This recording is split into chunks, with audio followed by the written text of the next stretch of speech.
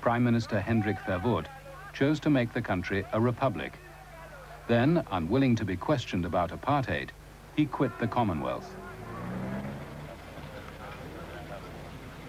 The links that had bound South Africa to Britain were at last broken.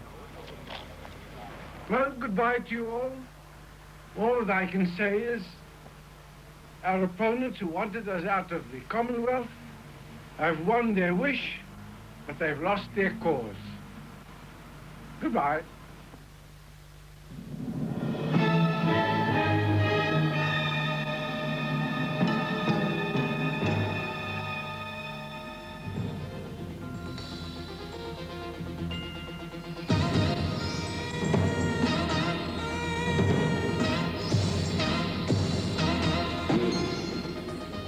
Despite world outrage at her race policies, South Africa prospered as never before. The Afrikaners, whites of Dutch descent, at last climbed the economic ladder. The political power of the Afrikaner was no longer used for correcting the real and perceived wrongdoings of the past, but was misused to overprotect it, to overprivilege the Afrikaners. And actually, the Afrikaners become relatively rich. They become a spoiled community. They become a typical Novo-Riche community.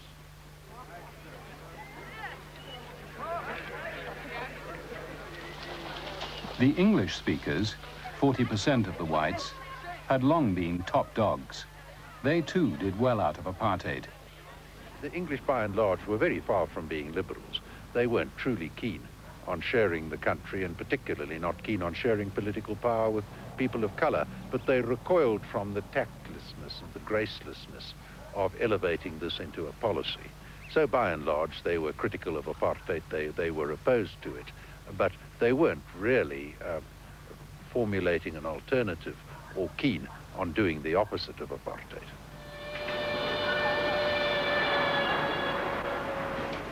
White prosperity had always rested on the labor of the country's 11 million blacks.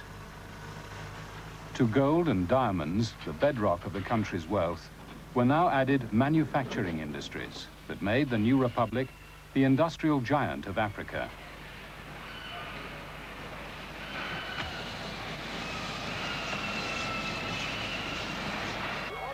Economic growth depended on stability. After the 1960 shootings at Sharpeville, the major black political organizations had been banned. When they turned to violence, many of their leaders were imprisoned here on Robben Island, South Africa's maximum security prison.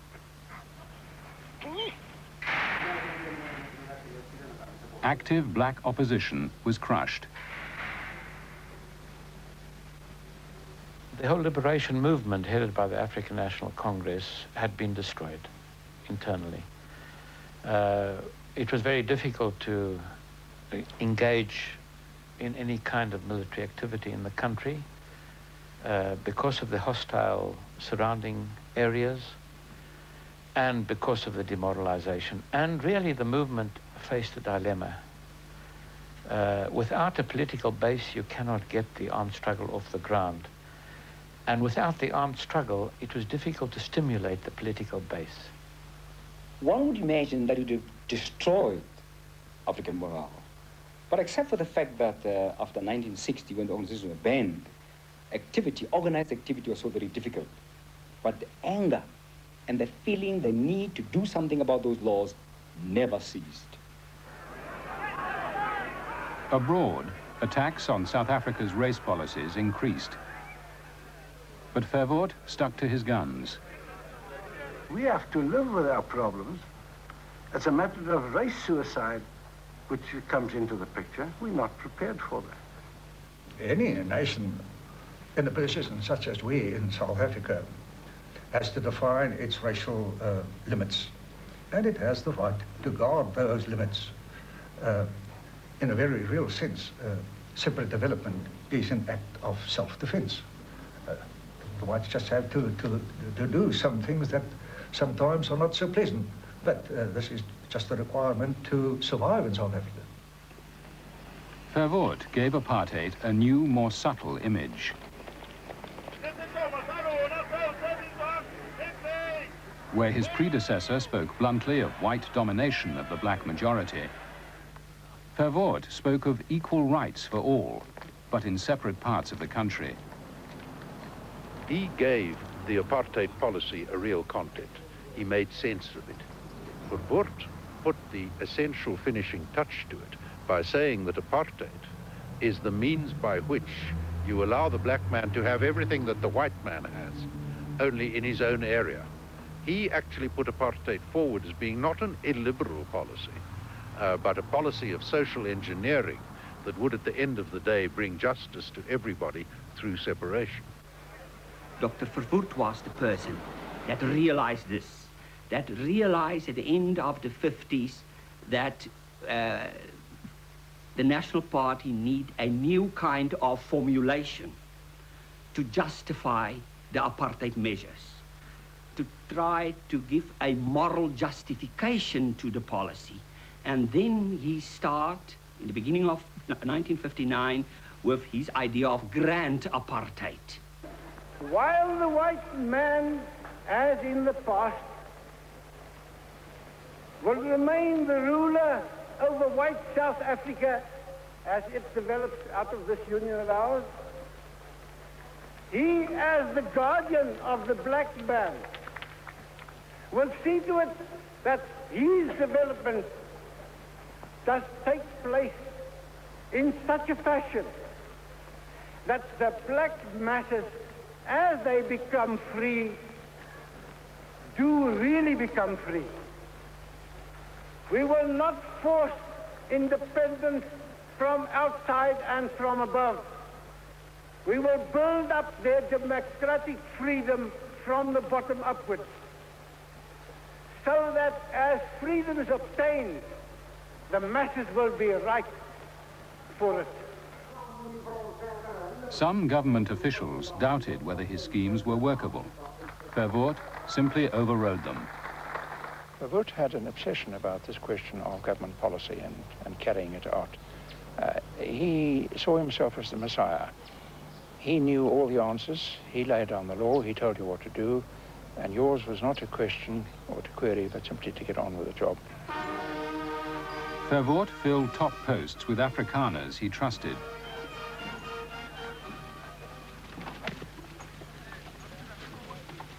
They explained the benefits that he claimed grand apartheid would bring the reserves, where increasing numbers were being resettled.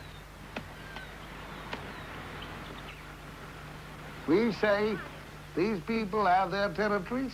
We are going to assist them to develop these territories and to develop their own minds, to develop their own approach to economy and to labor, and to be more productive, to be more thrifty, to be more industrious, and therefore develop an economy that will be their own.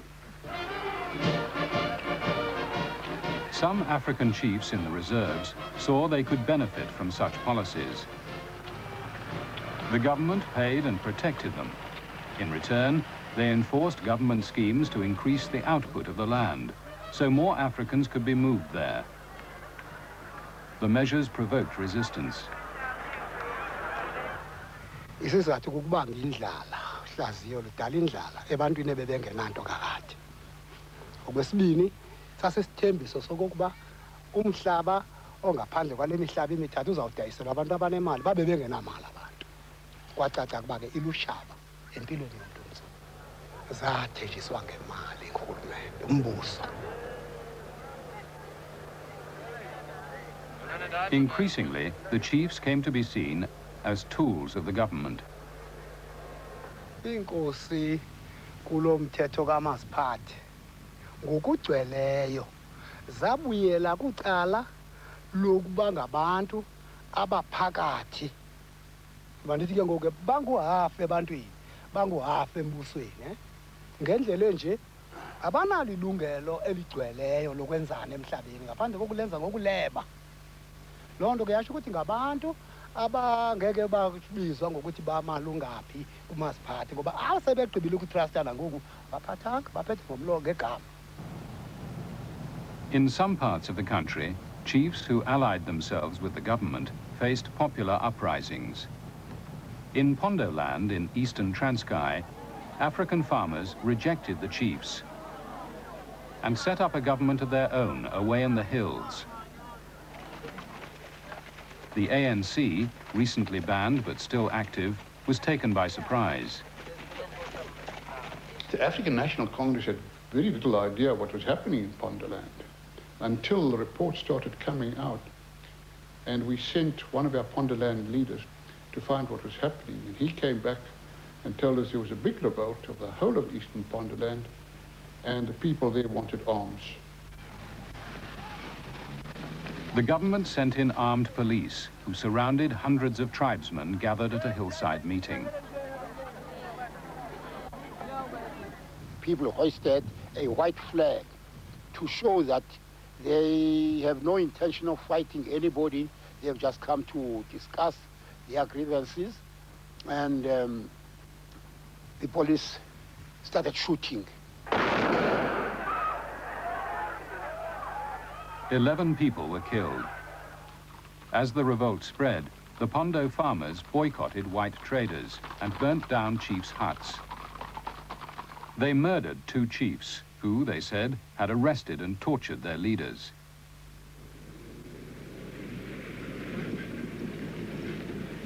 In November 1960, the government declared a state of emergency in Pondoland, arrested nearly 5,000 people and banished their leaders. The Pondoland revolt taught Verwoerd a lesson. It was straight after that revolt that Verwoerd called the Transkeian leaders together. After he'd crushed the revolt at the end of 1960, beginning of 1961, he then called the Transkeian leaders together to tell them he was now going to give them the right to run Transkei and even independence. I have just announced in Parliament details of the granting of self-government to the Transkei. My government is prepared to grant the Transkei a new constitution, which will create a parliament and a cabinet of ministers based on the principles of Western democracy. The Transkei will have a wholly black parliament. This means that the government is willing to grant to the Bantu nations of South Africa the opportunity to work out their own destinies, just like all other states in other parts of Africa and Asia. Transkei self-government was Verwoerd's masterstroke. It was the first step in his scheme to neutralize black demands for political rights. Now, he argued, blacks had no reason to demand a vote in white South Africa. In other words, their response would be not to give black men participation or the franchise in so-called common South Africa, but to create South Africa's own internal colonies.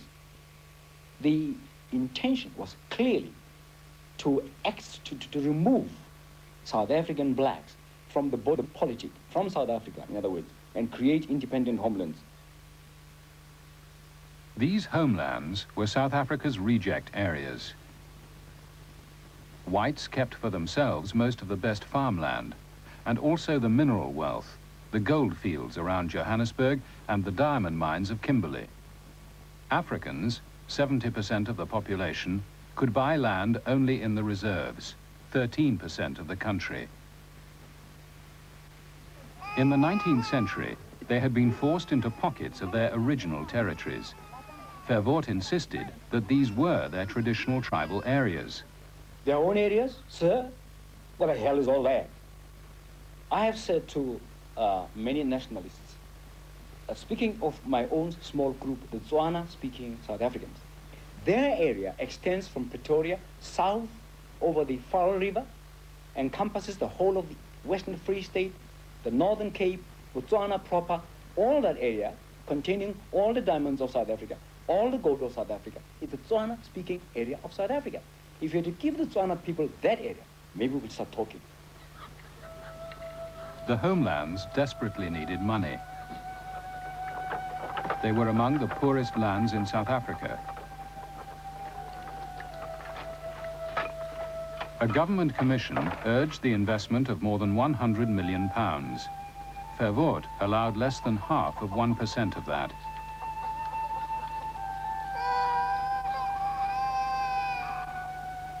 When private white capital was put forward, Verwoerd was adamant. Verwoerd decreed that not a penny of white money must be spent in those dusty homelands. So the intention was never to create viable homelands, but simply labor reservoirs. Crawls where Zulus and Xhosas and so on will crawl to wait for the master to call them to come to work in so-called white South Africa. That was the intention. What has he got to offer? He's got his labor to offer. If he doesn't work for the European, then obviously he will die of famine in his reserve. The man who said the blacks were liable to die of famine in the reserves was the civil servant who was responsible for administering the largest of them. It was here that Verwoerd's officials sounded out black allies.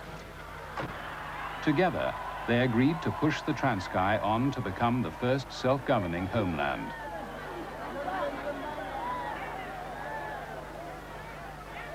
An ambitious chief, Kaiser Matanzima, saw that cooperating with Verwoerd was the way to secure great power for himself. To impress the world, an election was held. Matanzima's group lost, but chiefs appointed and paid by the government were the majority in the Transkei Assembly. With their votes, Matanzima was installed as chief minister.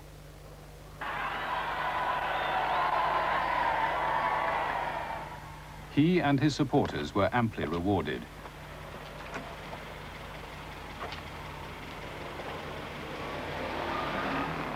Though the state was poor, the pickings for the rulers were generous. And this is the kind of structure that the government has put in place so that these men have become puppets in the hands of the central government of Pretoria. We are proud to have been selected to convince the world of the sincerity of the Republican government in its policy of separate development and to stand as evidence of the advantages of this policy for all concerned. Dr. Verwoerd could boast an impressive catalogue of achievements. He had fulfilled the Afrikaner dream of complete independence.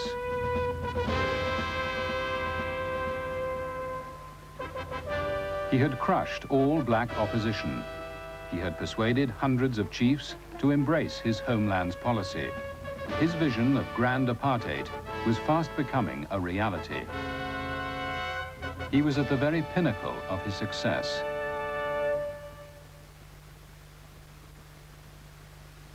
Radio South Africa regrets to announce the death of the Prime Minister, the Honourable Dr. H.S. Verwoerd.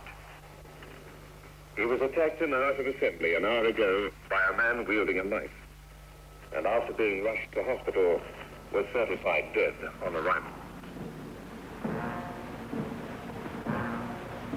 A deranged white man had struck him down.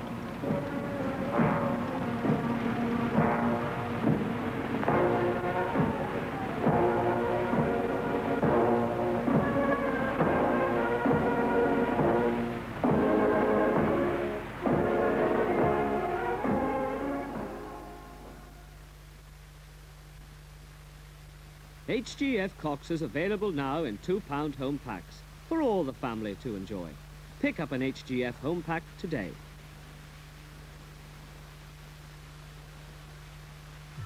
What is it about him? His looks? His personality? He's successful, and he certainly cares about his appearance. Nice smile, but domineering sometimes. I don't know what it is about him. Censure, long-lasting mandate, worn by men, loved by women. I'll never forget the Christmas we won a turkey in the raffle. It was July before we had to feed the cat again. Luckily, Santa left me a jar of thick, creamy Hellmann's. Ooh, best Christmas ever. Gran said if Dad ate any more turkey, he'd end up looking like one. Hellmann's mayonnaise, it's thick, creamy, it's brill. I get no kick from champagne. Mere alcohol doesn't thrill me at all. So tell me why should it be true that I get a kick out of you? Schlur sparkling apple and grape juice, refreshingly alcohol-free. Lace is feminine. Lace is a new perfume by Yardley. Lace is romantic. Lace is a desirable perfume by Yardley. Wear it and make every occasion special. Lace by Yardley.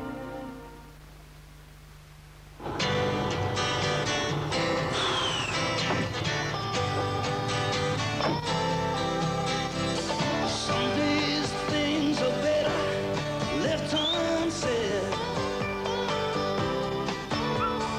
Sometimes a single smile will say it all instead.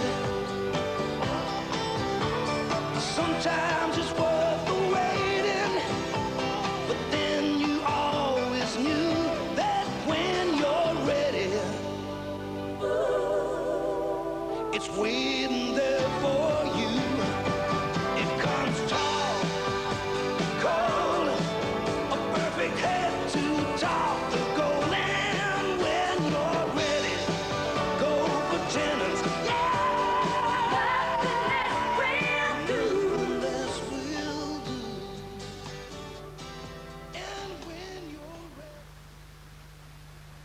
I want a man with a slow hand. I want a lover with an easy touch, easy touch.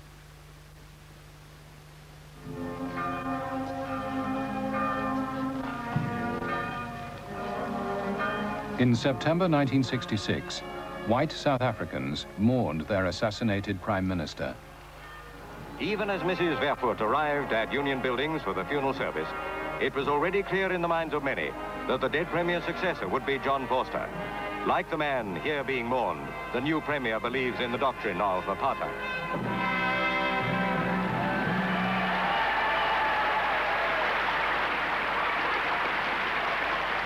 As far as I'm concerned, when I've said I want to walk the road of Dr. Verwoerd,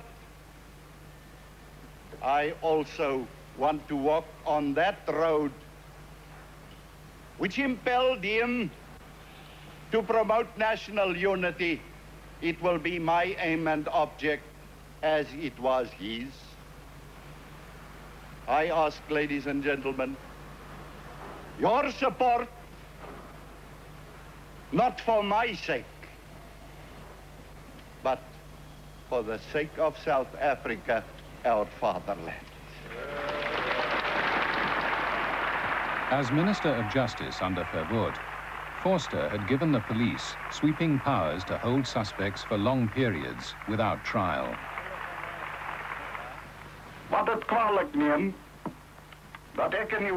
He was the mastermind behind the measures which had broken black opposition. In the Second World War, he had been imprisoned by the South African government for pro-Nazi activities. 1 year after becoming Prime Minister, he unveiled a memorial to his pro-Nazi wartime leader.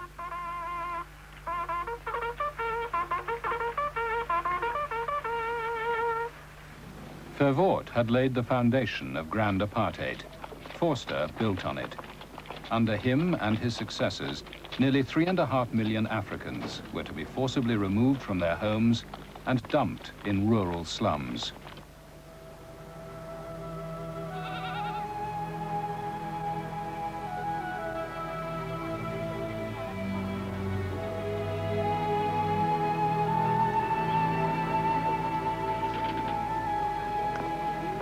Is the situation getting better around here or worse? Worse. Why? More people are coming back into this district. The soil is already very much overworked. And because there are more people coming in, the land is getting worse. They just can't possibly grow enough to eat. Nearly 1 million people were deported from farming areas. Africans who owned land there were compelled to make way for white farmers. They refused to go, but they knew you can't oppose the government. Yes, well, the word of the government is law. You see, the people would say, see now, this comes from Pretoria. Who are you to oppose Pretoria? The villagers were forced to load their possessions onto government lorries and were driven off.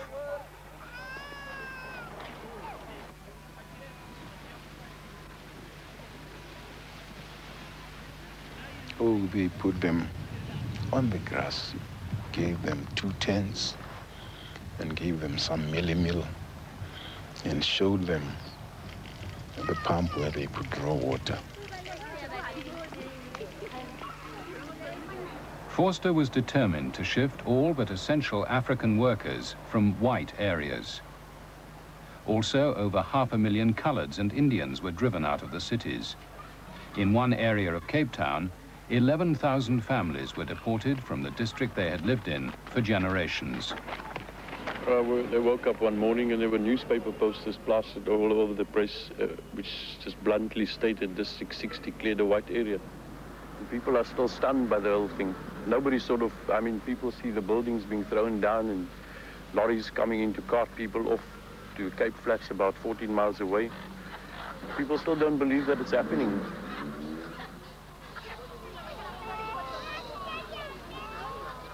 While the government was driving millions of blacks away from the cities, manufacturing industry's need for a stable workforce grew.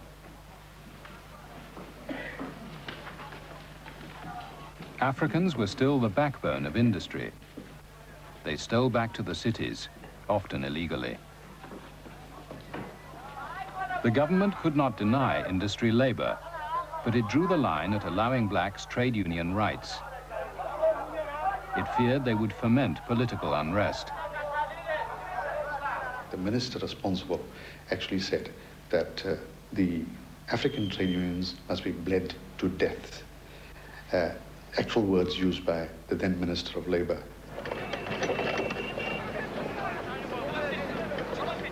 There were really no union rights for black workers prior to 1979. They were not allowed to strike. It was a criminal offence for a black worker to go on strike. They were not permitted to belong to the registered trade unions. They could not participate in the wage negotiations provided by the statute. Indeed, they were not even considered to be an employee for the purposes of ordinary collective bargaining.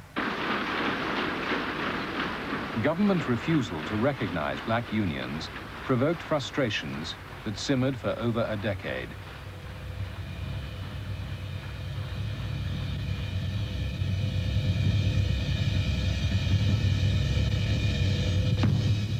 In 1973, industrial tensions exploded in Durban. Thousands of workers, faced with rising living costs and low wages, downed tools. How many hours a week do you work?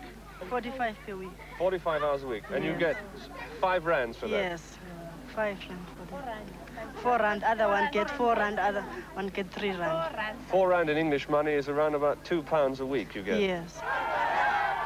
They launched a series of wildcat strikes for better pay, which stunned Durban businessmen. We're hoping that they will appoint negotiators so that we can negotiate. At the moment, they are not prepared to appoint anyone at all. Now, what about the essential services of Durban? Well, at the moment, the abattoir has just gone on strike. The city engineers cleansing department are out, and we're very concerned about this. You're in a pickle, are you? We are at the moment, yeah. Nobody organized the strike. It was spontaneous. It was a reaction in one factory that led to another, and workers saw that they were able to achieve by collective action an increase for themselves. The next factory realized that they could do the same. What would happen is that the employer would ask the employees at the gate to come back to work, and they refused very loudly, and in fact there was a great deal of humor and a lot of fun, certainly for workers. It was a great psychological release from the kind of oppression inside the factory to stand outside all together, and they would shout the management down. In sheer desperation, the employers would have to address their whole workforce, which in some instances were 150, in some instances 2,000 or 3,000, all standing outside the gates. And they would use loud hailers, and notwithstanding loud hailers, they would be booed down, and it certainly was an important experience for management. It was important for the government as well. In the first 3 months of 1973, there were over 160 strikes. They helped revive political protest after a quiet decade. Faced with a new challenge to the apartheid system, Forster refused to be shifted. He insisted that continuing to move Africans into the homelands held the key to deflecting black demands. He spelt out the final stage of grand apartheid. The policy of my government is to lead the various Bantu nations to ultimate complete independence. Do you mean that? You mean complete independence? We have said so over and over again. That includes the normal attributes of independence, such as control of defense and They foreign will be affairs? as free and independent as Germany or Britain or America or any other country for that matter. In March 1974, Forster called together the homeland leaders who had been cooperating with the government. He urged them to accept his offer of independence. They flatly refused. They knew independence would be a sham to help justify apartheid. Some feared the reaction of their people. But Kaiser Matanzima, 1 week after the offer, accepted Transkei independence on Forster's terms. As far as we are concerned, it is our desire to become free. We don't care how the world feels about it. The position cannot be reverted. We shall be free on the 26th of October. And our constitution will tell the world what our position is. There was never any hope that independence for the Transkei could have any meaning in terms of political power and authority. We did not think that South Africa, the South Africa that we knew, could tolerate a completely autonomous state, sovereign state within its own borders. Matanzima ignored such criticism. He insisted that the Prime Minister's offer of full independence was genuine. I respect the Prime Minister of South Africa. He's a great, honest, and dedicated man. And I'm certain that his honesty will never change. He will give the Transkei complete sovereignty. Nearly half of those whom the government defined as Transkei citizens lived and worked in the cities of South Africa. Many had never seen the Transkei. With independence, all would be declared foreigners in the Republic. At a stroke, 3 million blacks would lose their South African citizenship.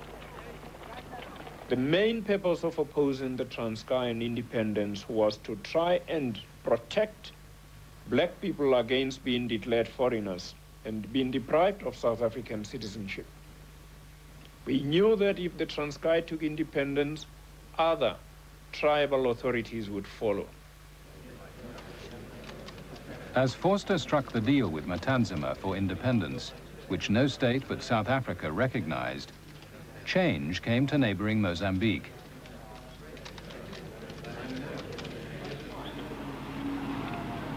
After a bloody war, Portugal, the colonial power in Mozambique, withdrew her troops. Marxist Frelimo guerrillas formed the independence government. For South African blacks, The news was a signal of hope. The night of Frelimo victory was celebrated like New Year's Day when people go out in the streets and bang tin and telegraph poles and get drunk and make whoopee. I mean, it was unbelievable. In 1974, the collapse of the Portuguese colonies around South Africa were to us a great moment of hope and a great moment of inspiration, because it is through that collapse that generated even more political activism in our country amongst the young people in particular. The liberation of Mozambique was concrete proof that freedom could be won. A movement had been simmering among black students since 1968. Now it came to the boil. It was called Black Consciousness. Somebody says there is no greater force in this whole world than an idea whose time has arrived. An idea whose time has arrived. And that idea, ladies and gentlemen, is black consciousness, which is going to free the black man from the shackles of white imperialism, white slavery, white oppression. Power!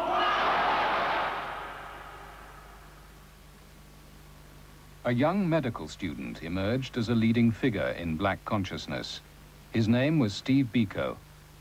He had ideas. The one thing I can remember about Steve Biko is the fertile mind that he had and his ability to transmit these ideas to other people, to motivate, to galvanize them. Biko was the harshest critic of black timidity in the face of white rule. He wrote, "The type of black man we have today has lost his manhood. Reduced to an obliging shell, he looks with awe at the white power structure. The black man has become a shadow, drowning in his own misery. A slave and an ox bearing the yoke of oppression with sheepish timidity." Biko and his colleagues were determined to change this. They sought first to give voice to black anger against apartheid. We understood that this particular anger that was experienced by all levels of the black community, it doesn't matter who you were, was the one ingredient that contained the seed of the destruction of apartheid. Ultimately, the fact that people would never agree with a deal with white people in this country.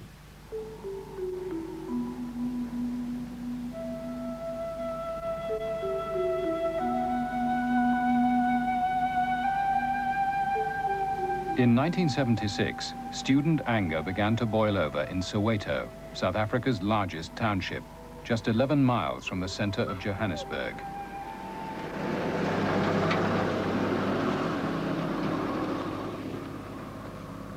The spark that turned student frustrations into the most serious challenge yet to the apartheid state was a new government order. For years, a rule that students in secondary schools must be taught in both official languages, English and Afrikaans, had been ignored. Now, education officials ordered that arithmetic and social studies must be taught only in Afrikaans. Well, to us, Afrikaans was not a language that we could really respect.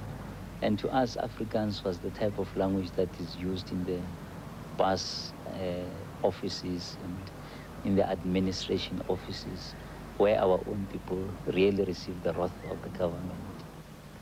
Okkie is diep in gedagte terwyl hy hankend aanstap skool toe. Hy stap alleen omdat hy nog niemand by die nuwe skool ken nie. Kom nie, dit beteken verstaan. Even the teachers who were hardly qualified to teach any, in fact, of the content subjects in Afrikaans were forced by virtue of a circular from the department to begin teaching in Afrikaans. So inevitably, there was complete chaos because neither the teacher could communicate. Whatever little he could communicate, the students could not understand. So inevitably, there was that breakdown.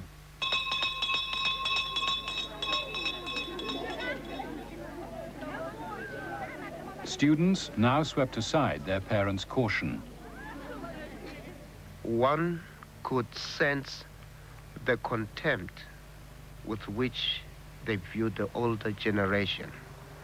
That if you guys had not involved your lives in peaceful talks to these guys, we would never have inherited this problem, because the only language they understand is action.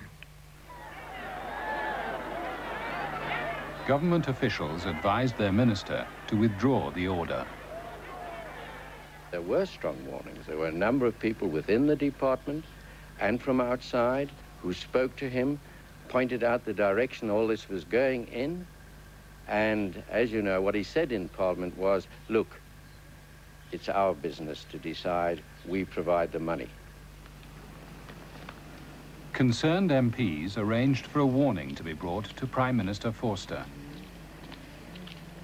He was half listening to me and half interested in the proceedings in Parliament through the in-house screen.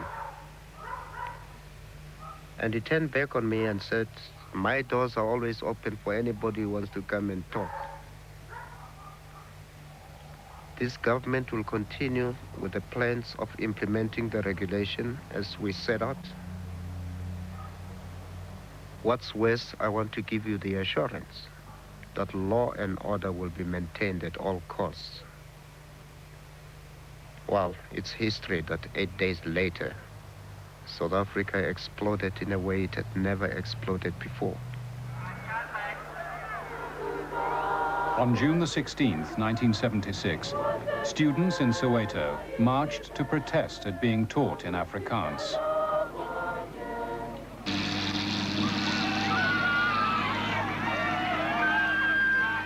It was our first experience, I think, to have tear gas in our midst. And when you have a crowd of thousands of students having, in fact, been provoked in that way, the obvious response was that of outrage.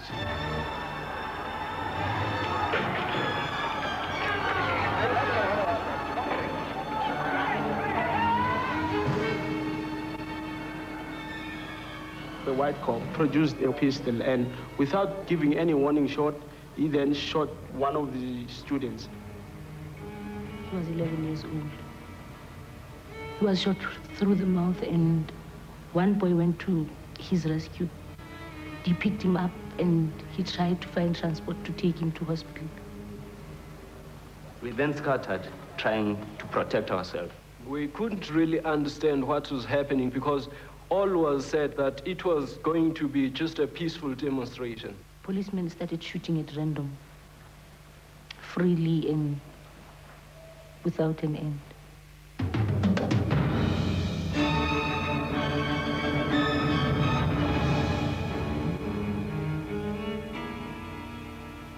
There were young people who had their shirts torn, some of whom were without shoes, some of whom were bleeding. It was a pitiful sight. You could see that these people had gone through, war.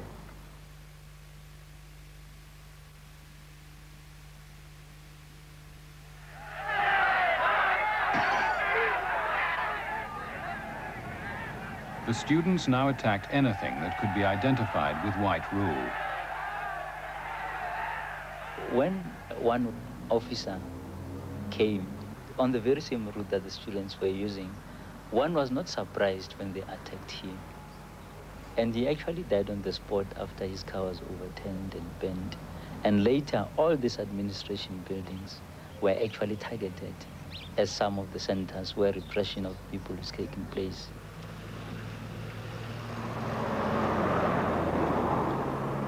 Thousands of police reinforcements were drafted in, but protest spread to other cities.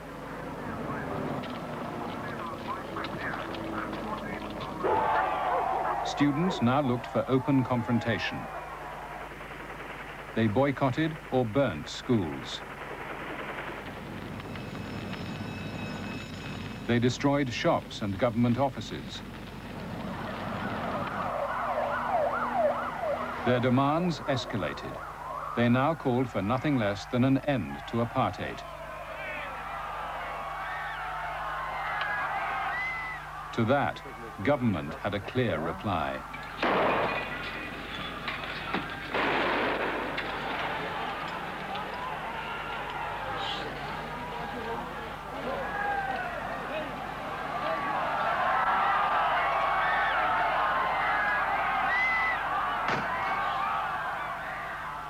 Agitators who do not cease their activities immediately will be prevented from continuing with it by being placed in detention in terms of the Internal Security Acts. Strong police units will be on hand to deal with any person who may try to cause a disturbance on Tuesday or on any other day. These units will have instructions to protect law-abiding citizens and property at all costs, and to do so with all the means at their disposal. The minister's men pursued his policy with energy.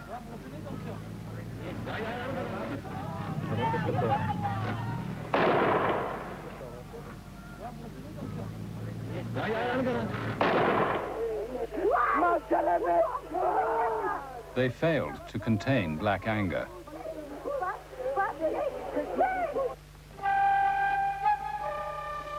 In Soweto, students called for a workers' stay-at-home. Many migrant laborers, thinking of their wages and fearing the sack, defied the call. Students then attacked them and the hostels where they lived.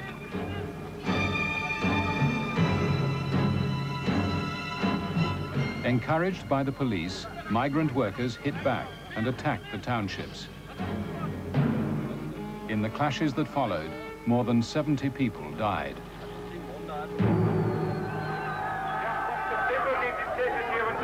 To disperse and depart from this place of gathering immediately.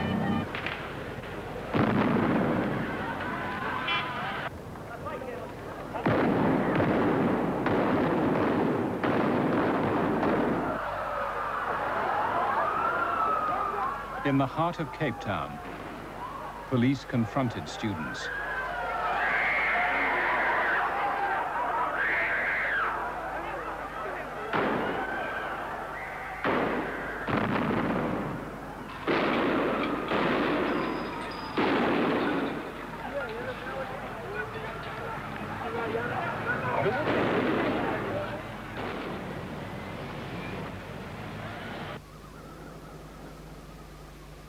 In the 4 months up to October 1976, the government estimated that 500 blacks died in clashes with the police. Others put the figure far higher.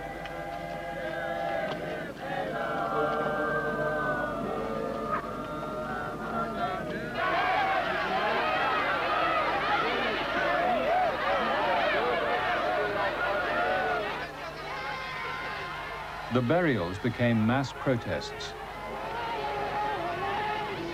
The police broke them up. Innocent mourners who were burying their dead were shot at.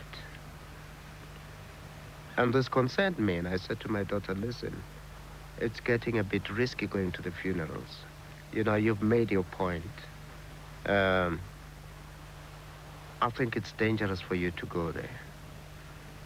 And her response was, you know, Dad, the girl we are burying today used to share my desk. And she was a friend. And I have gone to her home.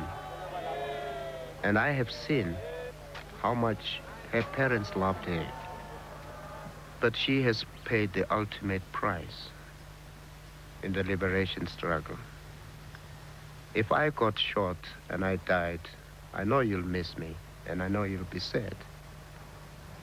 But believe me, it's a price I have to pay for the liberation of our people. Many parents shared such fears.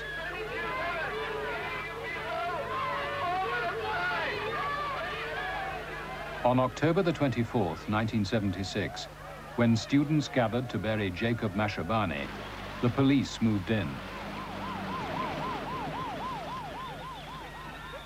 They formed themselves into a half moon and they started throwing their guns at the ready. Now, we didn't expect them to fire. We expected them perhaps to shoot in the air or to scare us or even to charge us with bait and tear gas, you know. So we advanced into the entrance, right into the graveyard complex, you know. But unfortunately, an order was given and they fired.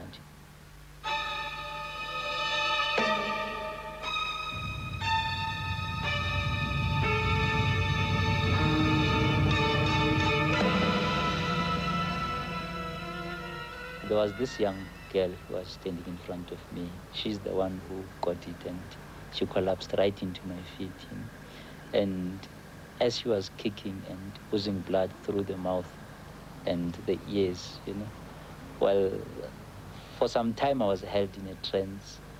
But as soon as some of the bullets whistled past my head, and I turned and I fled. 7 children died and 51 were injured. The government continued to pursue student leaders.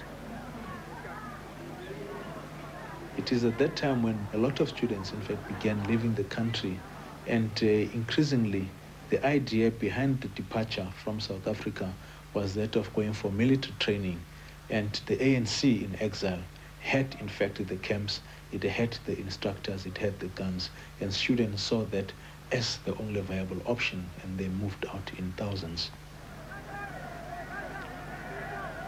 Inside South Africa, one man was trying to forge the most challenging alliance the government had faced so far. Steve Biko hoped to unite the student militants at home with the military groups now in exile. In August 1977, he was in the process of negotiating that alliance when he and a friend were stopped at a roadblock. I whispered to Steve that I thought that it was a security police roadblock because I could see 2 or 3 men without a uniform. And they looked, I mean, you acquire a feeling about these guys after a while. They searched the car. They found the wallet that I had slipped under the seat with a bit of money in, and also my identity document, which they found. When they found it, they asked, "Who is PC Jones?" So when I said, "Obviously it's me," it immediately struck a chord, and he asked Steve who he was. And Steve said, "Well, I'm Steve Biko."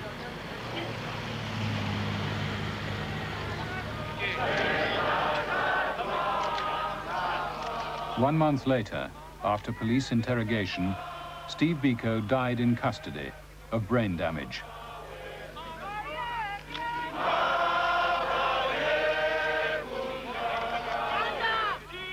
After the Sharpeville shootings in 1960, the upheavals had been quickly contained.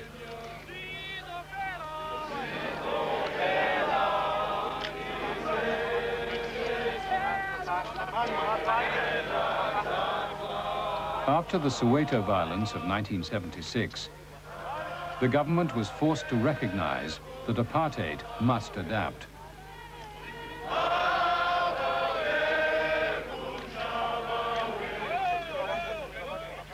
The question was, by how much?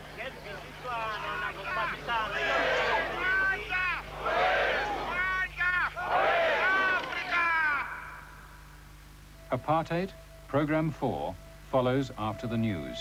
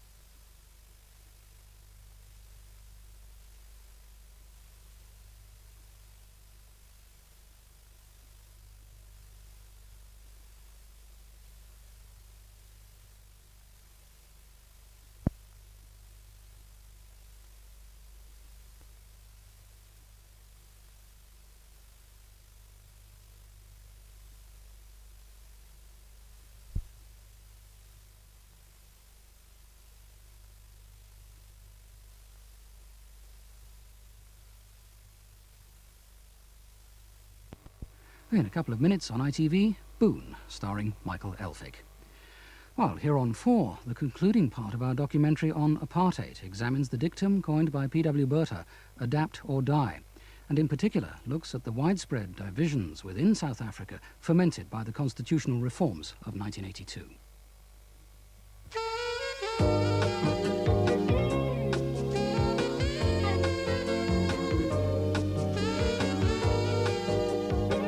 Gold, the timeless gift of love, a pleasure to give and a delight to receive.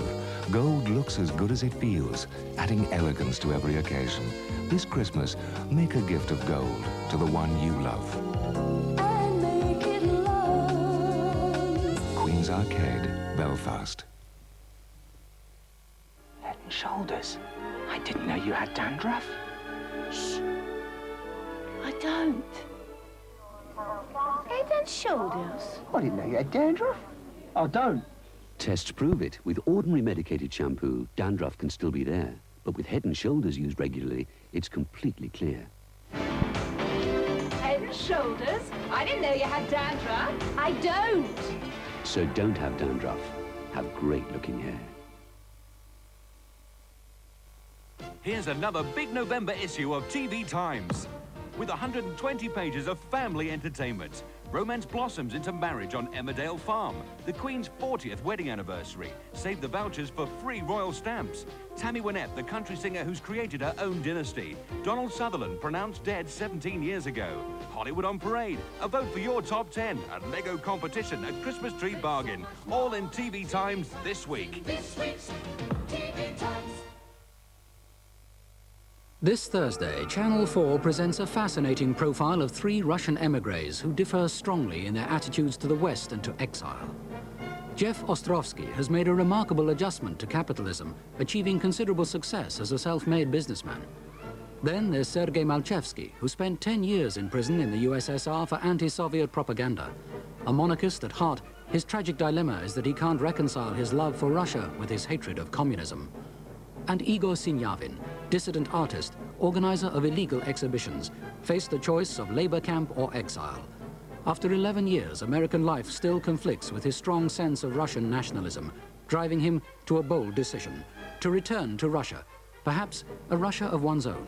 This Thursday at 10:50 on Channel 4. This is Channel 4.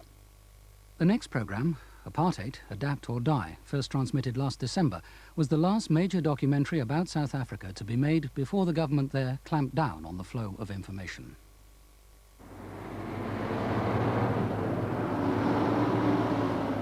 A change of buses at dawn is routine for these people.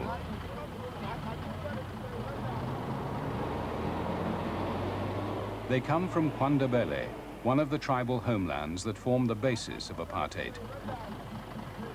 Many here have got up at 3 in the morning and still have a further 2-hour journey to the only work they can find in White, Pretoria and Johannesburg.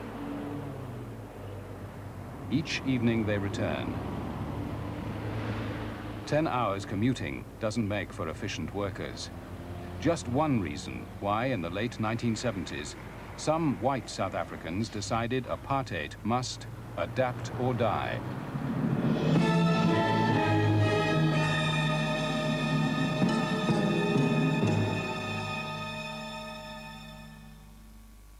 Still reeling from the shock of the 1976 Soweto uprising, big business told the government apartheid was becoming an embarrassment. It must be reformed, or the flow of profits needed to maintain the whites in power would stop.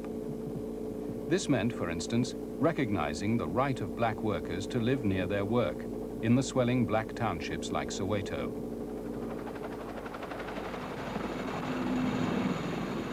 In his first year of office, Prime Minister P.W. Botha, the man who coined the phrase adapt or die, visited Soweto. Prime Minister, what do you think of Soweto? I think there are a lot of grand people. Don't you think so? Why has it taken so long for a Prime Minister to come here?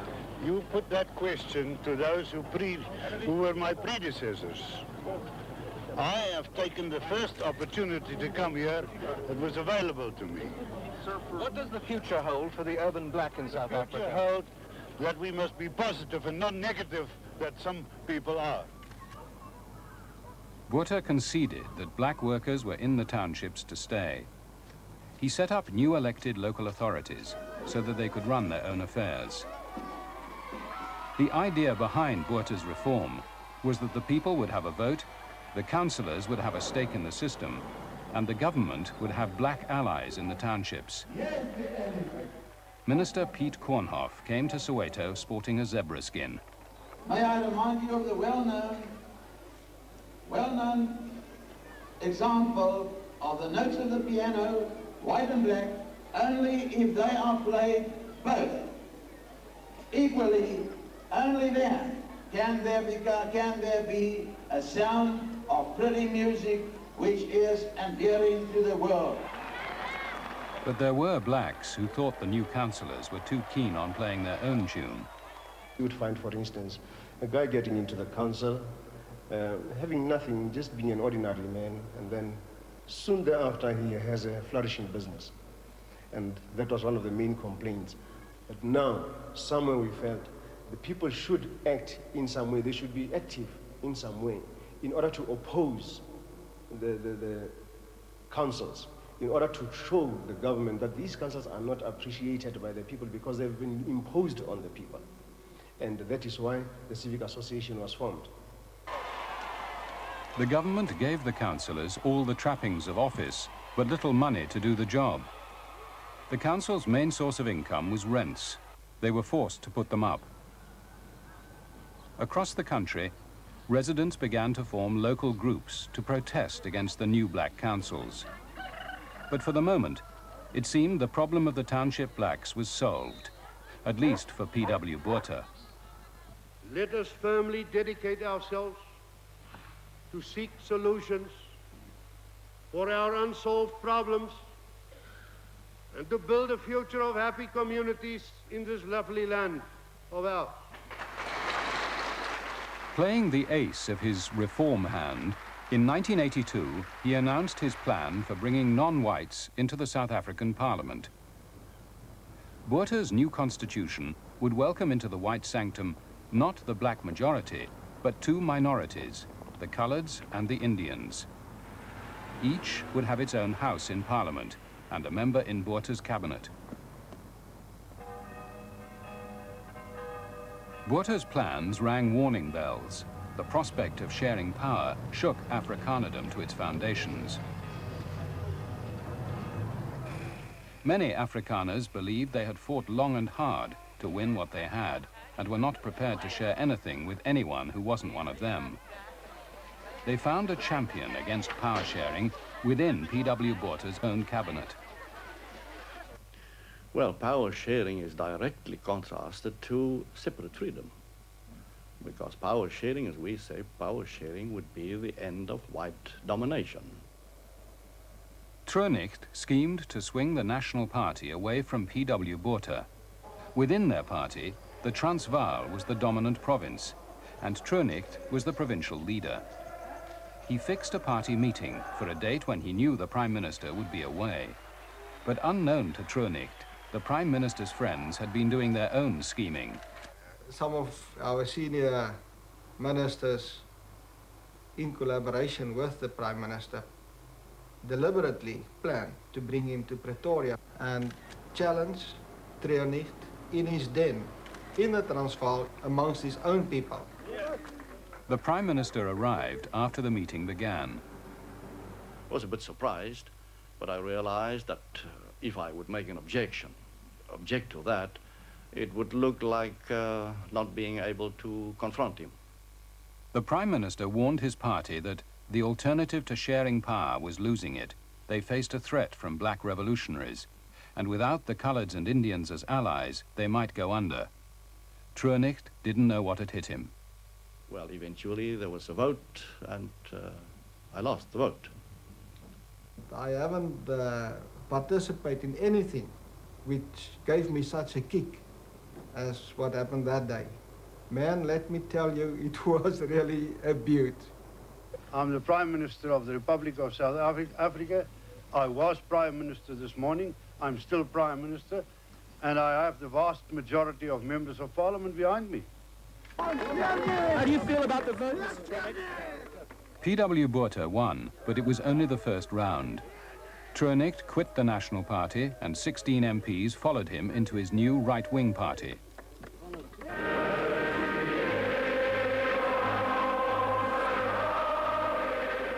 Since 1948, the National Party had united Afrikanerdom. Now, up and down the country, parents' associations, church groups and women's institutes had to choose sides. Even the Broederbond, the secret society set up to promote Afrikaner interests, was to split, giving a platform to the extreme nationalist Eugene Ter-Blanche. Vloei nog die bloed van die Germanen, van die Christen en die Witmens. Lang leef die Afrikanerdom. In fact, P.W. Botha's plan, that so appalled some Afrikaners, was modest. But no one could be certain how much Afrikaner support he was losing in his bid to win over some coloureds and Indians at home, and to persuade the world he was extending democracy. Botha's entire plan stood or fell on Indian and coloured cooperation. And the coloureds, people of mixed descent, were by far the larger group. At Ashawe, outside Durban, the main coloured party, the Labour Party, met to make up their minds. Would they buy the white government's constitution and risk being branded as sellouts? They had always opposed apartheid. Labour Party leader Alan Hendrikse explained why he thought they should seize what was on offer, however small. Do we expect a complete, realistically expect a complete capitulation from the white government that is? You've got to have your head read. Mr. Chairman, I believe that unless this initiative which brought about a split in the Nationalist Party was taken, we today would have been further on this road to a situation too ghastly to contemplate. Hendrikse's lead was accepted overwhelmingly by conference. The Labour Party joined the system. Do I sit back? How do you play a game of rugby or football, whatever you want to be? By standing on the sidelines and shouting to that guy, kick the ball to this one or kick the ball to that one? You become part of the game. And possession of the ball is important in order to get to the goal. Others played a different game. The main black opposition movement, the African National Congress, did the best they could to remind their supporters and the government of their existence. Their successes, though spectacular, were rare.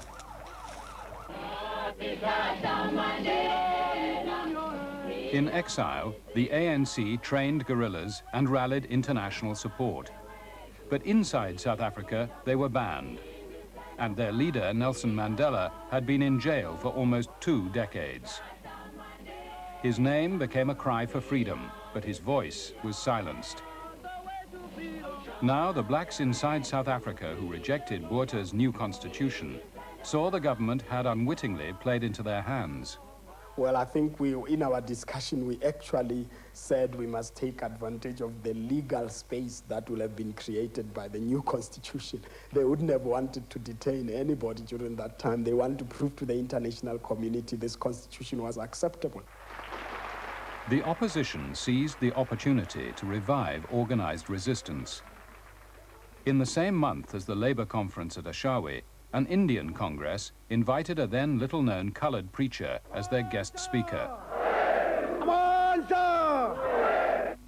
The dream of justice and of a free nation and of a humanized society did not die in Ashawe.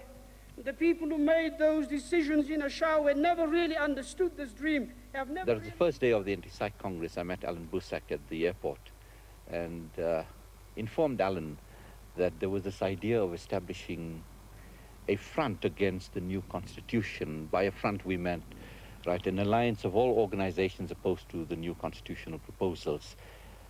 And to my pleasant surprise, Alan said he had already thought of that, And in that speech, I then said that it is possible, it must be possible for all the community organizations, student organizations, political organizations to come together to form the United Democratic Front. And as I go back to Cape Town, I say to you, let us continue the struggle. Let us keep the faith. Walk together, children. Walk together, children. Don't you get weary. There are songs to be sung. There's work to be done. There's a victory to be won. Thank you very much. This was an idea whose time had come. The United Democratic Front was taken up all over the country. What is important is to go house to house in Alexandra, is to go house to house in Soweto, is to go house to house in Kagiso, house to house in the East Rand, house to house in Guguletu, house to house in Lenasia, everywhere else. We go house to talk to the people, make them reject this system.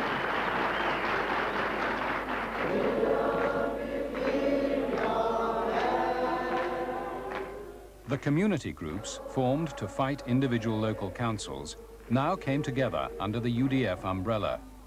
They were all blacks, but what about whites? The politics of the 1970s was the politics of black consciousness. I am a child of the black consciousness movement. The argument was then whether you could actually trust white people, whether you should work with white people, and they were saying things like, you know that the past has proved that you cannot work with white people. In the end, the most radical white person will be no more than a white liberal who, when it comes down to the nitty-gritty of things, will choose for the preservation of white capitalist interests. That was the argument.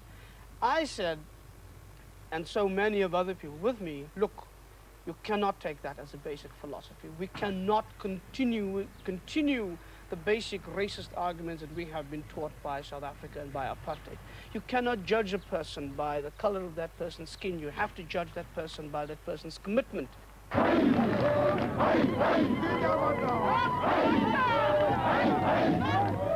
Delegates from nearly 600 community groups gathered in Cape Town for the launch of the UDF. Those of us who came from outside Cape Town, as we entered into Cape Town, it was actually UDF city. Wherever you went, I mean, there were the UDF vibes going around. You saw the posters and the leaflets, but besides that, people just all over were talking, right, about the birth of the UDF.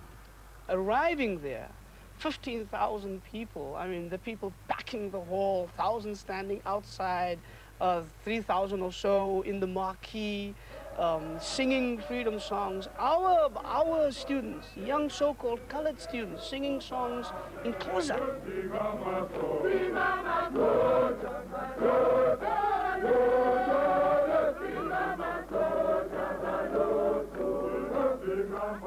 Old trade unionists were there, old people from the movement in the 1950s and the 1960s, all of a sudden taking hands and mingling with the young students who came from the 1970s and the early 1980s.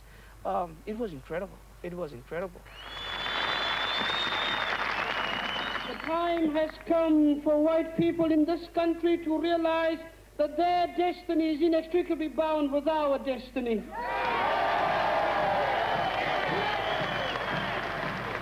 And I am so happy that so many of our white brothers and sisters are saying that today by their presence here among us. Just as some whites accepted the UDF, some blacks rejected it. The largest single group was Inkatha, a Zulu cultural organization led by Chief Gacha Buthelezi. In my body, while my body and soul are together, I vow before you that I will never accept the kind of independence which Pretoria is offering us. Buthelezi had been walking a tightrope, rejecting Botha's offer of independence for his homeland of KwaZulu, while still holding the door ajar to the Prime Minister's approaches. Mr. Botha and I were at lunch where I told him bluntly that whites must compromise and blacks must compromise, and that I was committed to one man, one vote in a unitary state. But I said, even though I was committed to it, I thought that, we should consider compromising on that, to make a start. I said that he shouldn't go ahead with the tricameral parliament, leaving out 73% of the black population, who are the majority. And I said that the whole thing was a recipe for violence. P.W. Botha ignored such warnings. He asked the whites to decide in a referendum whether to introduce the new constitution. It was the test of strength between Botha and the new right. Would whites reject his power sharing as going too far and vote no with Dr. Troonicht? Troonicht found himself with unfamiliar allies, those who urged a no vote because the constitution didn't go far enough: white liberals, the UDF and the ANC. Those who want to abstain from voting, and those who have been considering voting no, do you want to be in the company of the African National Congress?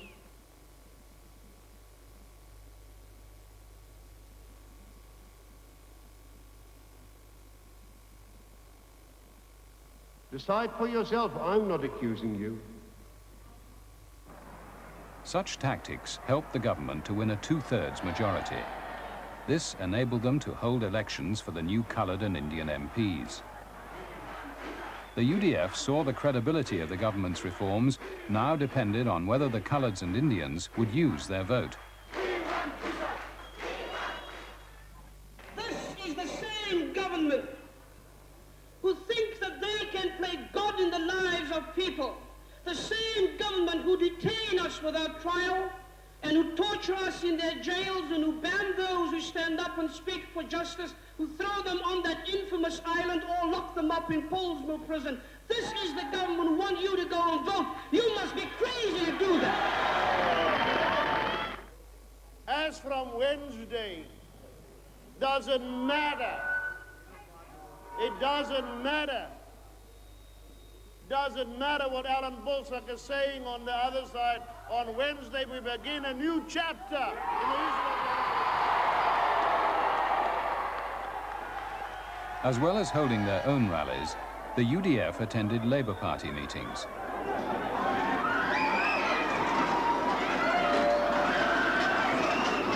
Given the extent of the campaign and all that, it is possible that some of our people could have become over-emotional. I say if there was violence, the violence was provoked by the collaborationists, right? With the protection, knowing that they had the protection of the police.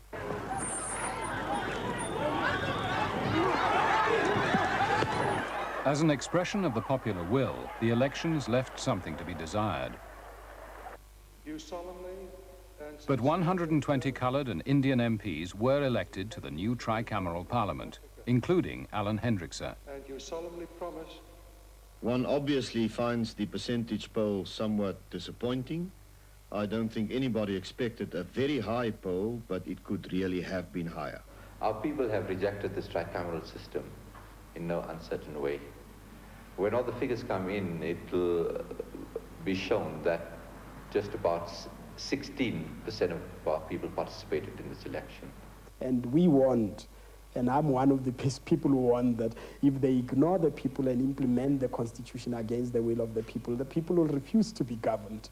And of course they were accusing us for creating an ungovernable situation like they are doing now. The fact of the matter is that if you force a constitution on people, they will refuse to obey you on the basis of the constitution. And that's after the elections you had, the Vaal breaking out. The townships of the Vaal Triangle, south of Johannesburg, erupted in violence the day the tricameral parliament was inaugurated.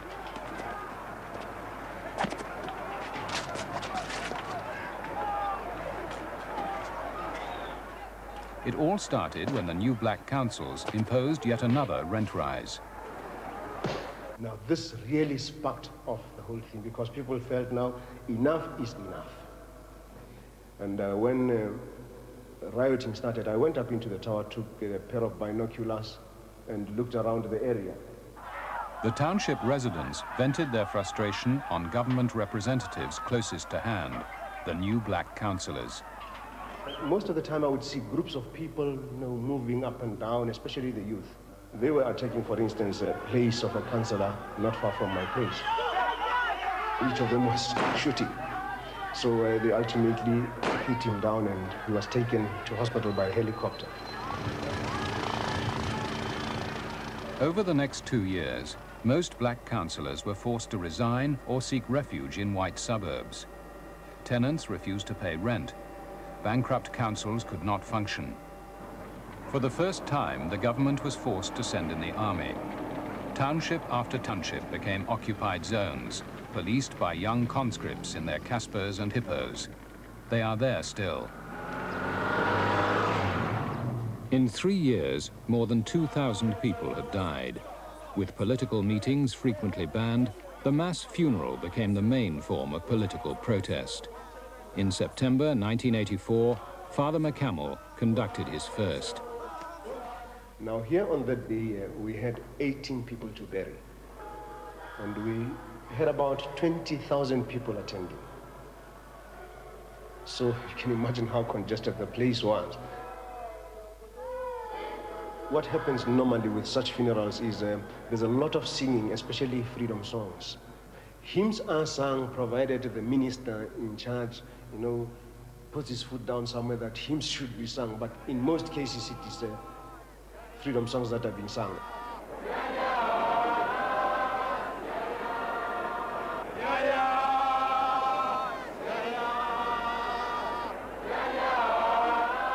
When the coffins are being lowered, we normally ask the people to sing the national anthem, because once they sing the national anthem, then they stand still at attention.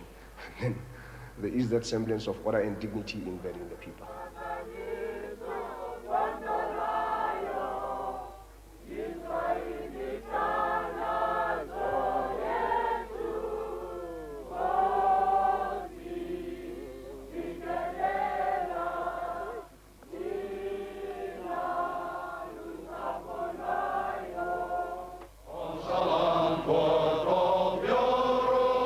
That same week, P.W. Botha proceeded with his inauguration as state president.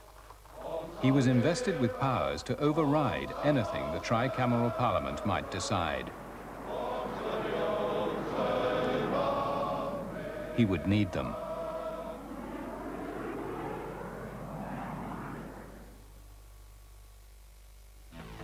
You won't be without your car all day or pay too much for a comprehensive service with Irish Road Motors' new fast lane service centres. A 90-minute service on any car under 2 litres costs just $39.99 all in, and you can wait for your car. In Belfast, we're open to 10 every night and to 3 p.m. on Saturdays. We even wash and vacuum all cars. Phone Irish Road Fast Lane, Belfast 244-021 or Craigavon 342424. Look for the bare necessities, the simple bare necessities. Forget about your worries and your strife. Kellogg's Nutri-Grain is simply delicious. 3 varieties of crunchy whole grain flakes with raisins or hazelnuts. No artificial flavors, colors, and no sugar added. Bare necessities or Mother Nature's recipes that bring the bare necessities of life. Kellogg's Nutri-Grain, simply delicious.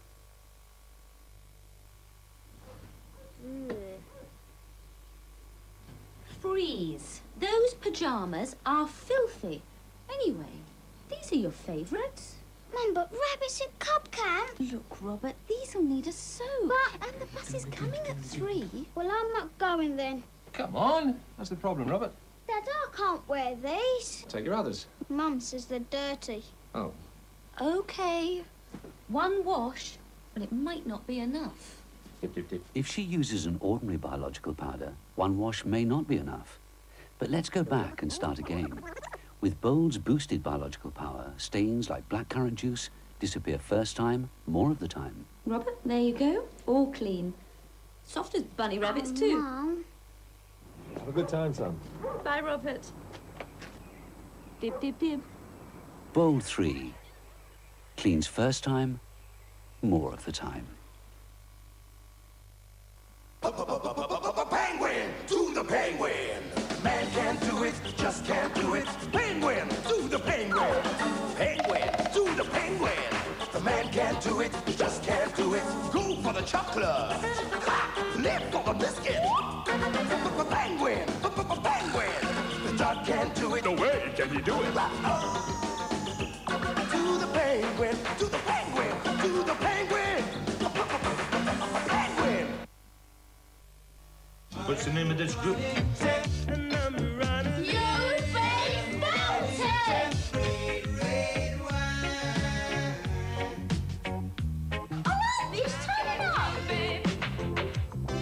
The best of UB40. UB40? Out now. Make that occasion a real success with real cream on the table. Top it with cream. Morn-made cream.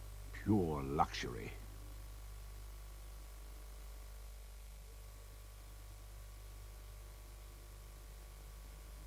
I believe that we are today crossing the Rubicon in South Africa. There can be no turning back. P.W. Botha's reforms had satisfied no one. They had provoked new demands and a wave of violence which alarmed international bankers.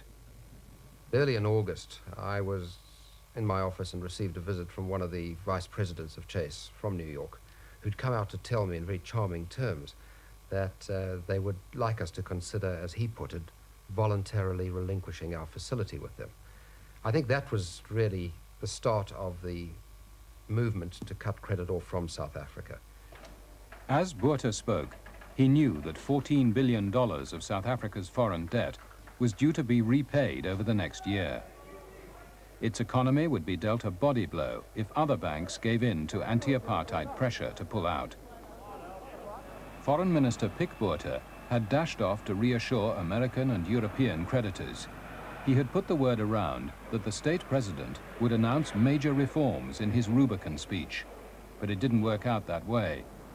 A lot of things went wrong, as we understand it, in the beginning of August. Some of the things the state president was planning to say leaked out. Some of the plans of the government as far as black participation in the government leaked out. And we understand that the state president was very cross about it. I have applied much self-discipline during the past weeks and months. I've been lenient and patient. Don't push us too far.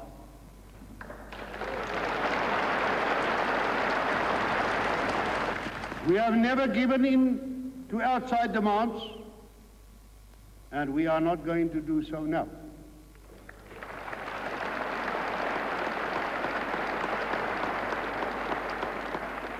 South Africans' problems will be solved by South Africans and not by foreigners. To speak to the world at a party congress was a fatal mistake, and the aggressive manner in which it was said looked as if he was defending something, not as if he was gloriously announcing some new reform in which he believed with heart and soul. Although Chase had started to put pressure on South Africa, most of the rest of the banks were sitting on the sidelines and waiting to hear what was going to come out in the speech. After they heard what had come out in the speech, they ran for cover. And you really don't have to ask my opinion on that. You've only got to look at the scoreboard. The rand dropped something like 35% in the space of a week. South Africa was forced to act like any third world debtor. This is the English service of the SABC. Organised commerce and industry say that the government has had no other choice but to announce a temporary suspension of foreign debt repayments. The Johannesburg Stock Exchange suspended trading. It was a warning of what full economic sanctions, now threatened by many governments, could do. Within a month, a group of prominent South Africans, including the boss of the country's biggest company, Anglo-American, defied P.W. Botha and went to talk to the men who might someday take his place, the African National Congress. They met at a private game lodge in Zambia. The meeting took place under a beautiful tree by the side of a river. During the course of the day, the elephants came down to drink, the antelope were wandering past. The ANC clearly attached a great deal of importance to the visit. They were very smartly dressed in suits, ties, in the burning African sun. We, on the other hand, arrived looking very scruffy indeed. They came dressed in bush jackets. I suppose they're more accustomed to going to holiday camps than we are. In the beginning, there was A bit of tension, as you can understand. This were the bunch of terrorists who were bombing us and trying to take over the country, and some of them were communists, and they probably looked at some of the businessmen and thought these were the bad capitalists who were making all the trouble. One of the fundamental differences between the business community and the ANC was over the ANC's policy of nationalization. We said to him, if we nationalized the Premier Milling Group, wouldn't he be prepared to stay on as managing director? And he said that, well, no, he didn't think that he could, because the effect of the nationalization would have taken away the personal incentive from him to do well and to do successfully for the company. He then sort of lightheartedly interjected to me, "Oh, come on, Tony, for God's sake, don't tell me you'd lose your motivation if you had a different set of shareholders." Of course, we said, no, he wouldn't be working for the state, he'd be working for the people. There were some instances there where some really tough things were being said. Mr. Gavin Relly, the chairman of Anglo-American, said to them and apologized to President Konda. I was present, saying, "I'm sorry I had to have to say this while you are here," but saying to the ANC that if you follow that line of economic thinking, you would end with the same kind of economies that the rest of Africa has, and I don't think that's what we should have. I think we found enough ground between us to make the prospect of further talks quite valuable, I think. There is no doubt that the ANC have an overwhelming nostalgia to return to South Africa. And here were we, a group of businessmen, getting into a corporate jet and flying back to South Africa, and they were going back to, you know, God knows what, God knows how many more years of exile and abject misery for some of them. It was a moment of very, very touching sadness. Back in South Africa, a new political force was being turned on the state. 500,000 trade unionists found their voice in a new federation, COSATU. A decade before, black trade unions were not even officially recognized. In 1979, as part of his reforms, Botha had given them legal recognition. But he expected them to stay out of politics. COSATU set out to turn Botha's concession against him. The first prize for us is the political freedom of our people. And after that, when we are in full control of our own country, conditions for our people would be a lot better in the mines, in the factories, and all over. What workers are fighting for on the shop floor is not very different from what the communities are fighting for in the townships. The struggle of workers on the shop floor cannot be separated from the wider political struggle for liberation in this country. Our president, Elijah Bahai, called for the scrapping of the pass laws in 6 months, and if the pass laws were not scrapped, then we should actually ban the passes. And you should have seen the workers jubilant about that. The pass laws were scrapped within COSATU's time limit, but South Africans were still officially classified by race and had to live in racially segregated areas. So, as with many of Botha's reforms, most blacks saw little benefit. COSATU went on to organize a nationwide one-day strike on May Day 1986.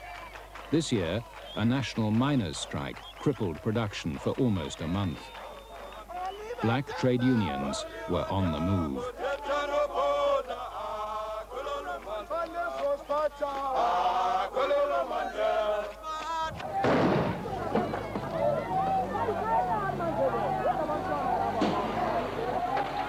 But at the end of 1985, the real battleground was in the townships. The army had been there for over a year, and the residents' fragile relationship with the authorities was strained to breaking point. The ANC's call to make the townships ungovernable was hardly necessary. The young blacks had already started. Black policemen had always lived safely alongside their neighbors. They could do so no longer. And the white police were everywhere adopting unorthodox methods. When my house was burnt, I was just surprised and shocked. Who did it? They came to me to ask for a statement which I must go and make to the police. Then I asked them which police station, because my house was burnt by police. Maybe if it's abroad or in heaven, I would gladly do that. But now that I'm still confused. My house was burned by police. They call themselves police. What is the police for? To protect people. But yet they don't protect nothing. The police, the army, vigilantes, people with balaclavas attacking people during the night, and they are actually forcing people in Soweto forces to think of guns all the time. Everybody's saying we're looking for guns to defend ourselves.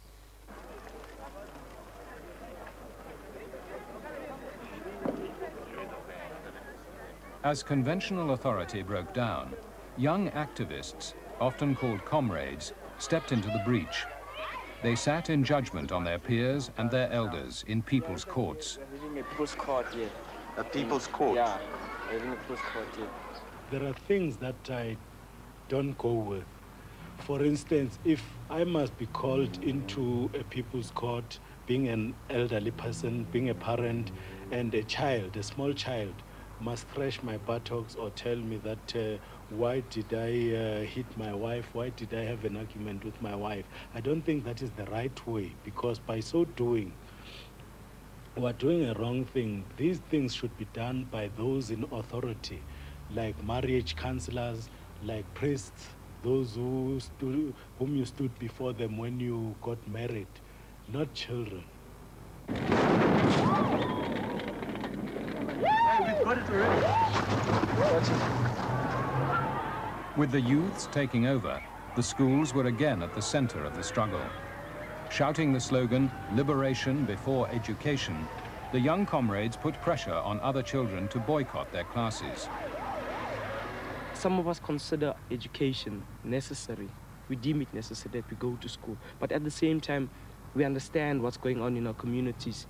Daily, some of us go back to the townships, to the same environment where others are dying, etc. And they're also torn, their loyalties are torn. The confrontation between the authorities and the students affected every family. We were actually preparing for our 5-year-old to go to school the following day. And we're preparing all sorts of things, bags and etc., clothing. And this kid was quite excited, but out of the blue, I don't know what happened to his mind. He just said to us, when I go to school tomorrow and the police attack, I'm going to jump the fence. I think what has happened with the unrest situation, the clashes with the police and the attacks by the army, even small kids have actually got geared to survival methods, because when they attack, it is indiscriminate, it affects children. If you throw tear gas in a township, it goes into the houses, and kids have to get out of the houses, and when they shoot randomly. It was impossible to learn under those conditions. It was impossible to go to school. And the children were demanding that the army should go out of the township, the police should go out of the township, and they made all other demands. And there were no exams written. So parents began to get involved. Desperate to get the troops out of the townships and the children back to school, in Soweto, parents formed a crisis committee. They did something no UDF supporters had ever done before. They tried to open talks with the apartheid regime. They feared that if the government saw them, the children might disown them.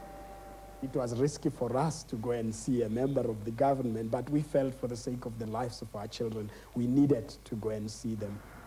Well, actually, we were reluctant initially. We were really reluctant to go and talk to the architect of apartheid, and especially apartheid education. I happened to have some contacts in the UDF, and I knew some people in government, and we put across, we had a small meeting here in this house with some people from the UDF and some National Party politicians, and talked about what could be done. That message was transmitted to the government. So we went there, and what we got there was a restatement of the policy of the government, rather than, helping us to resolve the problem. And the department was completely intransigent. The troops stayed in the townships and the schools stayed empty. As a last resort, some parents risked arrest to consult the exiled ANC. The Soweto Parents Crisis Committee sent a telex to us in Lusaka 2 days before Christmas, requesting a meeting in Harare. Parents were in a crisis. because they felt that students were endangering their whole future careers and prospects. But the students who were thinking in this way, with different solutions and forms of action, were refusing to listen to other people. They were saying that they would only respect the views of the African National Congress. The parents arranged a conference at Easter. Vusi Kanyile came armed with the views of the ANC. Specifically that once the struggle is going on, they are committed to the fact that education must proceed. As delegates gathered in Durban's Pioneer Hall, fears spread that Chief Buthelez's Zulu movement in Inkatha was going to break up the conference as part of their running battle with the UDF. Clearly, they're acting as the internal wing of ANC, and ANC is committed to making the country ungovernable, and therefore they synchronize what ANC is doing with what they do inside the country.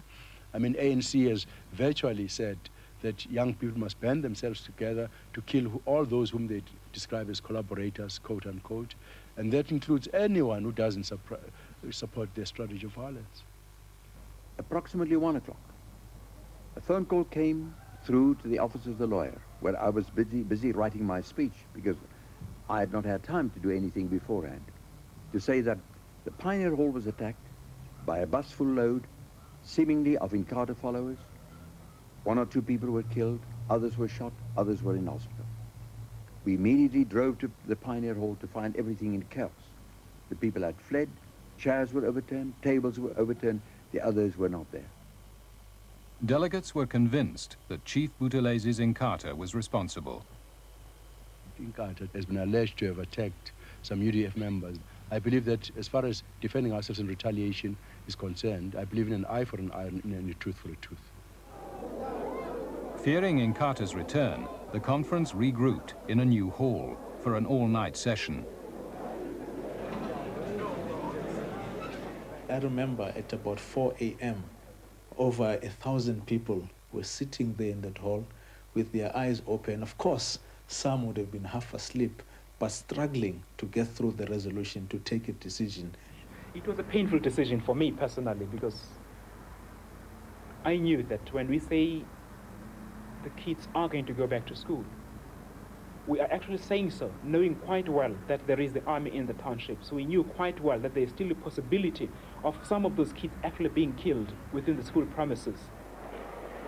Therefore, I believe it is of vital importance that a message should go out from this conference. The conference persuaded the students to end the school boycott. But nobody knew whether the decision would stick if the comrades called a new boycott. Like, I can't speak for other kids at the moment because it's a very touchy issue. I can speak for myself that I've got 2 months to go. If the call does come for us to leave, most probably we will go this time because things are really bad. Things have worsened since March. So at the moment, no call has yet been made again. But if a call is made, we will have to go. Would that mean that you would not take your final exams? Yes, that would mean I would not take my final exam and just have to go back home. As the end of the 1986 school year approached, Soweto parents appealed to the comrades not to disrupt exams and to the security forces to keep a low profile. Both requests were ignored. Despite a substantial army presence, a group of youths stormed the classrooms, tearing up exam papers and beating pupils and teachers. In Soweto last year, no one took their final exams. The government and the black opposition were further apart than ever. This unlikely group of eminent persons seemed to be the last hope of getting them to talk. Set up by the Commonwealth, they became known as the EPG. The EPG visit wasn't welcomed by the government. There was very serious discussion in the beginning whether they should be allowed in at all. It was felt they were another bunch of foreigners coming to tell us what we should do. But the Minister of Foreign Affairs managed to convince his cabinet colleagues that we should have one last try at negotiating with foreigners while keeping internal reform moving. This has always been his strategy to keep sanctions off, to keep sanctions away from us. The Eminent Persons Group, led by former heads of government Malcolm Fraser of Australia and General Obasanjo of Nigeria set out to discover what P.W. Botha's reforms meant to apartheid on the ground. They made 3 visits over 4 months.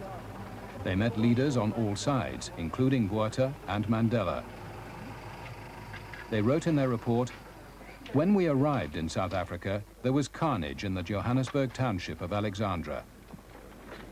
On the day of our final departure from Cape Town, the squatter camp of Crossroads was on fire."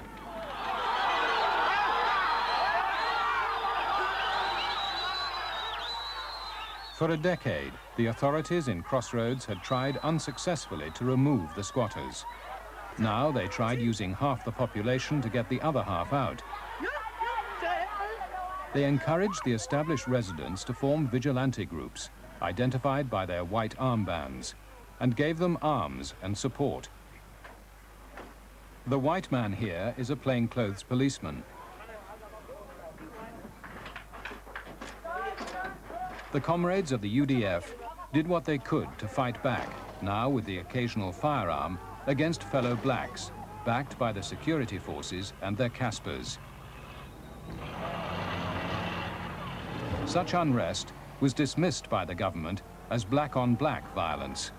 What the government wants to do is to project itself as being the reasonable force and it having the responsibility to oversee these responsible blacks. And these blacks, they fight amongst each other, and therefore the South African Defence Force has a right to be in the townships to separate these warring blacks from each other. The biggest challenge comes from the collaborators, backed by the power and money of the government forces. To tip the balance of fear, the chosen weapon, used particularly against informers, is the necklace, a rubber tire filled with petrol and set alight. On the 1st of March 1986, Alan Boesak was attending a funeral when the priest pointed out an informer in the congregation.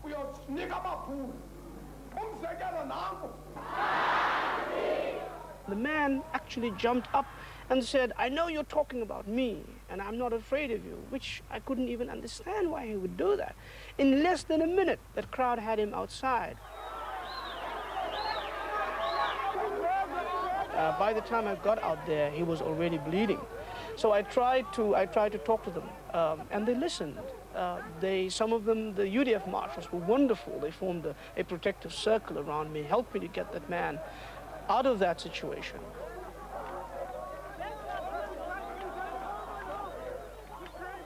But sometimes the comrades are less forgiving. Come in. Come in. The world is filled with people who support us, people who want us to be free. And when they saw that awful thing happen there, many of them said, if these people can still do things like this, maybe they are not yet ready for freedom. But in essence, those are agents of the state. Those are people who are propping up apartheid. And whatever sentence which is being meted to those people, I mean, nobody can say they should not be sentenced, you know, because we understand the circumstances under which that sentence is taken. This is now the right time to take your country. We shall use the same language the Boers are using against us. They know only one language, the language of the Caspers. We have no arms. We have stones. We have boxes of matches. We have with our necklaces, we shall liberate this country. Because we were lied to, we were sold out, we've got nothing in this country left. Then fight for it. That's right. That's right. So we're going to fight! The right-wing AWB attacked meetings of Botha's National Party for betraying the Afrikaner cause.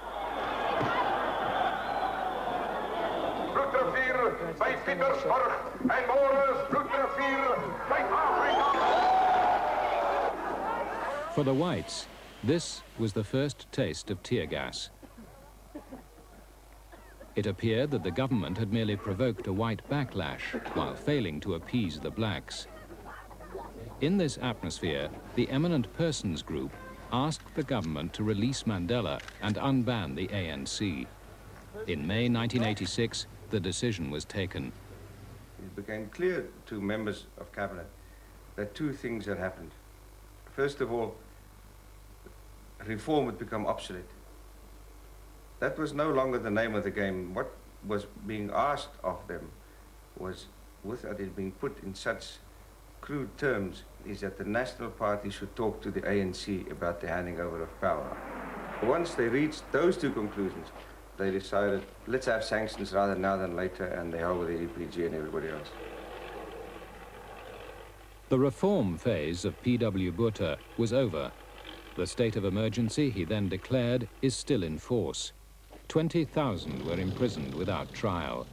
In May, a large majority of white voters endorsed the clampdown.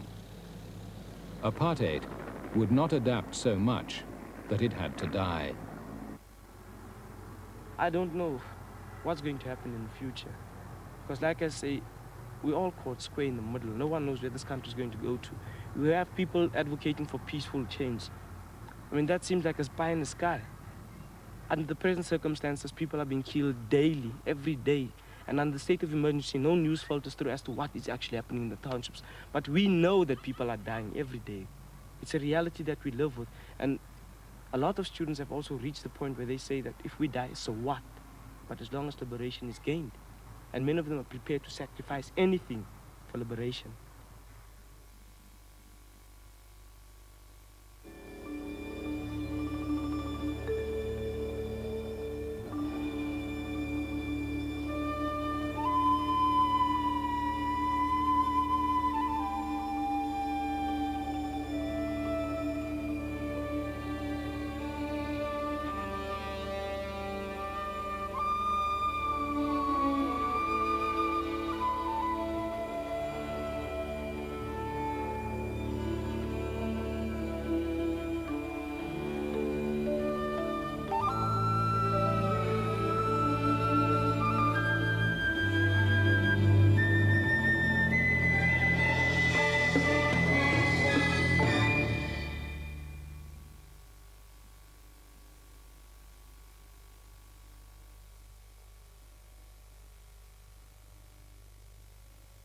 If you'd like a copy of the leaflet that accompanies this series, please send a large stamped addressed envelope to Apartheid, Grenada Television, Manchester M60 9EA. And at 9 o'clock next Tuesday, there's the start of a new documentary series called Hothouse People.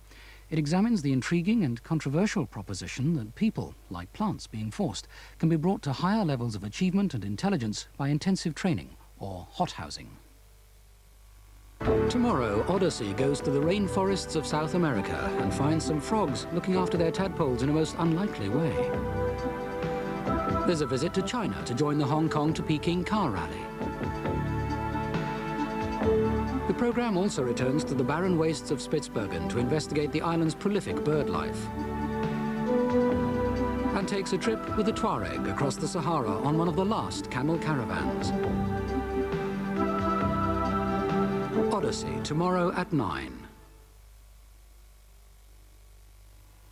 Over on ITV, news at 10 will be starting shortly. While here on 4, American football brings you the Chicago Bears versus the Green Bay Packers. Another great idea from Keller Gas at Homer Works. They add a touch of class. Powerful, dependable, portable too. A Keller room heater is the one for you, yeah! A taste to make you say please. It's the heat of the fire, the cool of the ice. It goes with good food and it adds to the mood. It's a kick, it's a hit. Coca-Cola is it. You can win this superb Miele kitchen or one of 10 Miele microwaves in Coca-Cola's Match the Meal. Just name the countries where these 4 well-known dishes come from. See the labels on 1.5 and 2-litre bottles for details. Coca-Cola is it.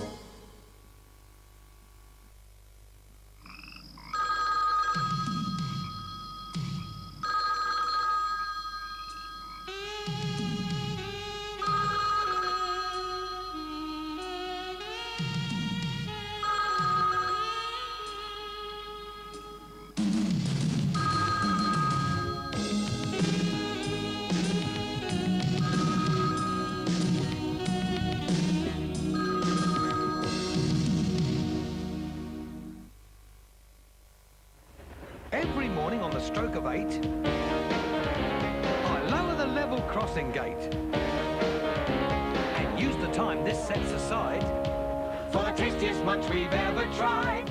It's the way Kellogg's toast, bread, malt and wheat That makes Kellogg's bread flakes hard to beat. They take no notice when the gate goes up, 'cause only Kellogg's bread flakes are too tasty to interrupt.